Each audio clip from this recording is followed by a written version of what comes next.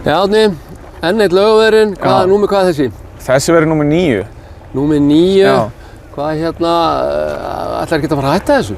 Nei, ég þarf allavega á 10 og ætli ég taki ekki 10 viðbót. Já, hvað er þetta við í Laugaveginum? Hvað er það sem kallar alltaf aftur og aftur á mann? Sko, fyrst og fremst náttúrulega líka bara hópurinn í æfingatímabilinu. Já. Þetta er einhverjum bara uppskeruhátíðin að allri vegferðinni fram að hlaupi, sko. Það er líka gaman að koma niður í Húsadal, heyra sögurnar frá öðrum og frá hlaupinu og geta speglað sig ykkur sem hafa upplifað sömu aðstæður. Já.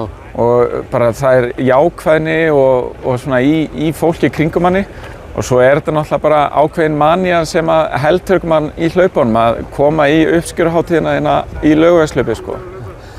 Eitthvað hlaup sem að þú mann sérstaklega eftir á þessum þegar þú hlaupið? Já, það er nú ekki langt síðan, það var bara í fyrra. Það er eiginlega sandstormurinn sem stendur svolítið upp úr sem svona eftirminnilegur. Já. Þó að fyrsti Laugavegurinn náttúrulega lifið sterkast í minningunni bara varðandi upplifun að þessu landslægi og fjölbreytileika á leiðinni. En já, ég held að vera að segja sandstormurinn stendur upp úr. Já. Plönin í ár? Já, þau hafa breyst svolítið. Þetta átti að vera stór árið mitt en svo koma ákveðin strik í reikninginn. Þannig að maður er ekki búinn að hlaupa alveg eins og maður vildi. Þannig að maður tekur þetta núna með seinni skipunum og ætlar að njóta í ár og skoða sig um. Já. Frábært. Já, Árni, hvað eftir alla þessa Laugavegi, eitthvað sem ef þú þarf að gefa einhverjum gott ráð sem er að hugsa að fara á Laugaveginn. Já. Hvað væri svona, hvaða 1-2 ráð myndirðu gefa?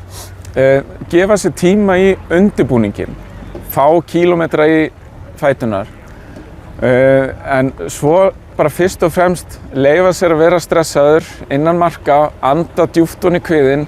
Þetta er áskorun og bara leyfa sér að njóta.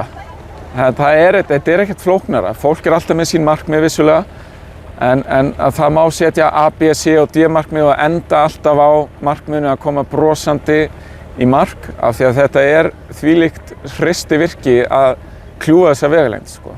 Frábært, Árni. Takk fyrir þetta, gangi þér vel. Takk æðislega.